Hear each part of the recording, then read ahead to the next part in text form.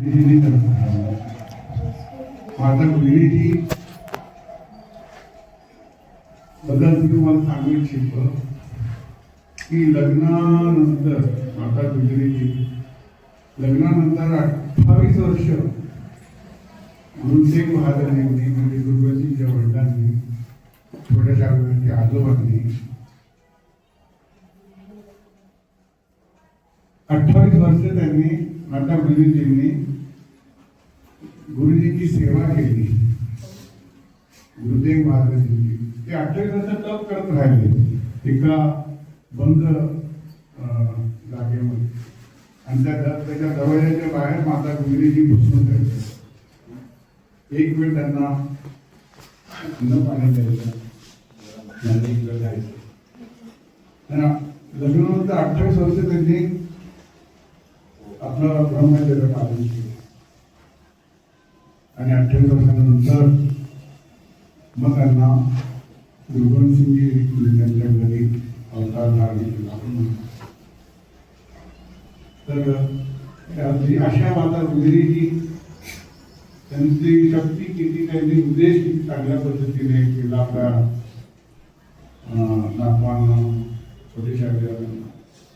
तरी जी जबाबदारी त्यावेळेस माता गुजरीजींनी पाळली ना ती जबाबदारी आपण सगळ्या बहिणींवर आहे.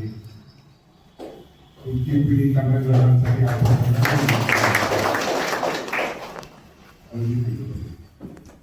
आपल्याकडे अपेक्षित. मी काही बघता नाही पण पुढच्या भूमी आपल्या सगळ्या सांगितलं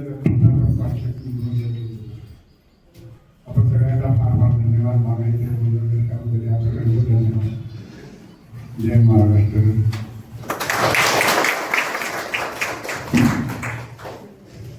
धन्यवाद साहेबजी.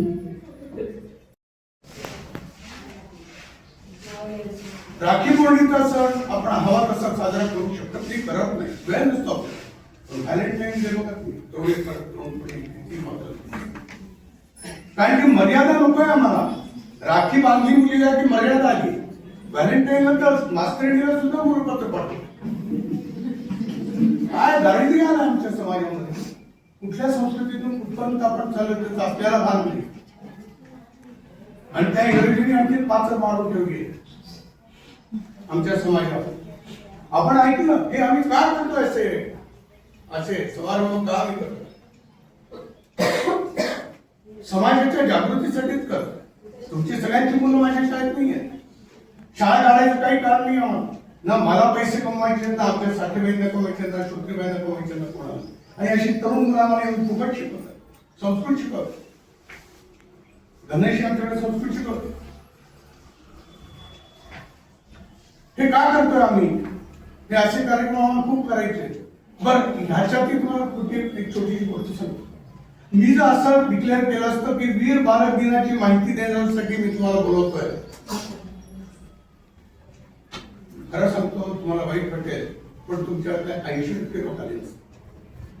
पण आज चित्र रंगवण्यासाठी, आणि त्याला मी उत्सव म्हटलो का स्पर्धा म्हटलं नाही, कारण की लहान मुलाला माझ्या स्वतःच्या नातीला मी बघितलंय की पहिलं बक्षीस मिळाल्यानंतर ती मला विचारते की आजोबा एवढं मोठं बक्षीस मला का नाही मिळालं. तिला कळत होती पहिला नंबर, दुसरा नंबर, तिसरा नंबर. हे दुःख नको कोणाला. म्हणून सगळ्यांना आम्ही सारखी बक्षीस देतो आणि म्हणून चित्र रंगवण्याचा उत्सव. स्वातंत्र्य मिळाल्यानंतर आपल्या आयुष्यामध्ये रंग आणले, यांनी आपलं रक्त सांडून यांनी असे दाखवलं. जेव्हा सावरकरांच्या घरामध्ये अभिनव भारत मंदिरामध्ये किती जण गेले तुमच्यापैकी सांगा मला. अभिनव भारत मध्ये आपल्यापैकी किती जण जाऊन आले? एक तरुण मुलीचा हात वरती आहे, रुक्मिणीबाईंचा हात वरती आहे, त्यांचा वरती आहे, 3 जण. मी एका शाळेत गेलो होतो बोलायला असं, आणि मी जेव्हा विचारलं तर तिथे कोणीही हात वर केला नाही. काय दुर्दैवाची गोष्ट आहे की ब्रिटिश सत्तेला झोप उडवली होती. अशी 2 ठिकाणं होती भारतामध्ये. भारतातली 2 चर्चिलनी सांगितलं भर युद्धामध्ये 1942 साली संसदेमध्ये ब्रिटनच्या. मला भारताबद्दल इतर माहिती सांगू नका. मला फक्त भारतातल्या 2 ठिकाणची माहिती द्या. नाशिकमधील अभिनव भारत मंदिर आणि बंगालमधील चौरी चौरा या 2 ठिकाणची फक्त मला माहिती द्या. तिथे 2च ठिकाणी आपला सर्वनाश जिवंत आहे.